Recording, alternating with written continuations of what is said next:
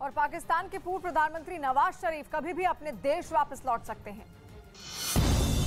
पूर्व प्रधानमंत्री नवाज शरीफ के पाकिस्तान लौटने का रास्ता साफ हो गया है। नए पीएम शहबाज शरीफ ने उनके लिए 10 साल की वैधता वाला पासपोर्ट जारी किया। 2019 में हाईकोर्ट से इलाज की अनुमति मिलने के बाद से लंदन में है नवाज शरीफ। अलकायदा के प्रमुख ओसामा बिन लादेन ने रची थी अमेरिका पर 9/11 जैसे एक और हमले की साजिश। नेवी के दस्तावेजों से खुलासा, लादेन का प्लान था प्राइवेट प्लेन या फिर रेलवे ट्रैक को काट कर आतंकी हमले को अंजाम दिया जाए। आईपीएल के रोमांचक मुकाबले में पंजाब किंग्स की जीत। 11 रनों से हारी Chennai super Kings. Punjab Kings ने दूसरी बार हराया। शिखर धवन और रबाडा बने पंजाब किंग्स की जीत के हीरो। वहीं काला सागर में डूबा रूस का जहाज मॉस्कवा डूबने के बाद भी रूस के लिए बेहद अहम है।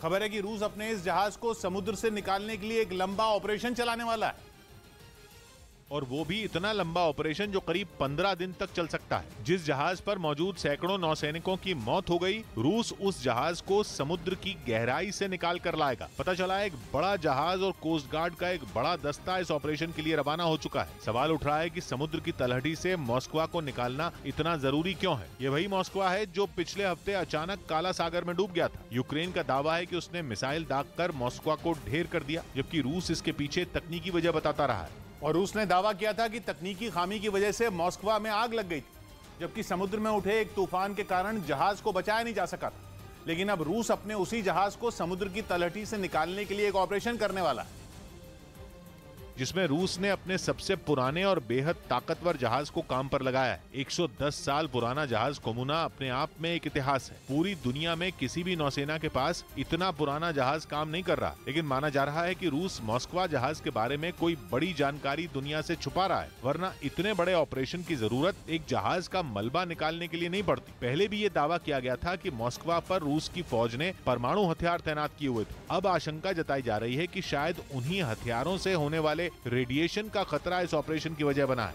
हालांकि मॉस्कवा पर ऐसा बहुत कुछ हमेशा तैनात रहता है जिसकी वजह से वो दुश्मनों के लिए बेहद खतरनाक जहाज माना जाता रहा।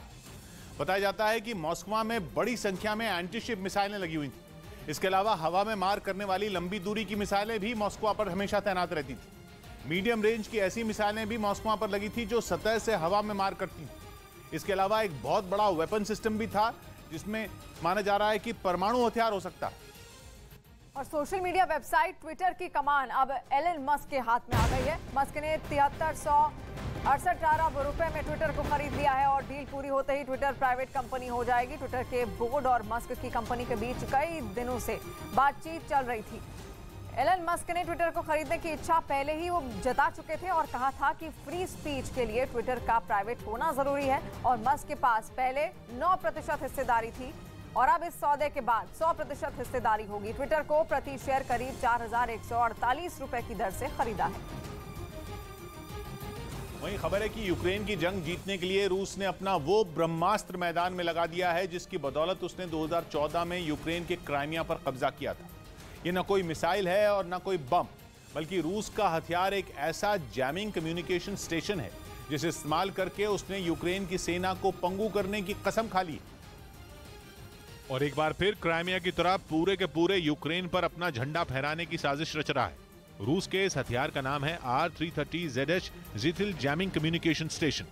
यह ऐसा हथियार है जिसके बूते रूस सैटेलाइट और मोबाइल फोन ठप कर सकता है। इस काम के लिए उसका जैमिंग कम्युनिकेशन सिस्टम ठीक उसी फ्रीक्वेंसी में सिग्नल छोड़ता है जिस फ्रीक्वेंसी में सैटेलाइट ऑपरेट करता है। इससे होता गया है कि सैटेलाइट कंफ्यूज हो जाता है कि कौन सा असल सिग्नल है और कौन सा दुश्मन का भेजा सिग्नल, और वो ठीक तरह काम ही नहीं कर पाता। बल्कि अभी कुछ दिन पहले खुद अमेरिकी सेना की space service branch US space force ने भी माना था कि रूस यूक्रेन में जीपीएस के सैटेलाइट के सिग्नल जैम कर रहा है। और दावा है कि इसी वजह से यूक्रेन में जीपीएस के इस्तेमाल में दिक्कतें आ रही हैं।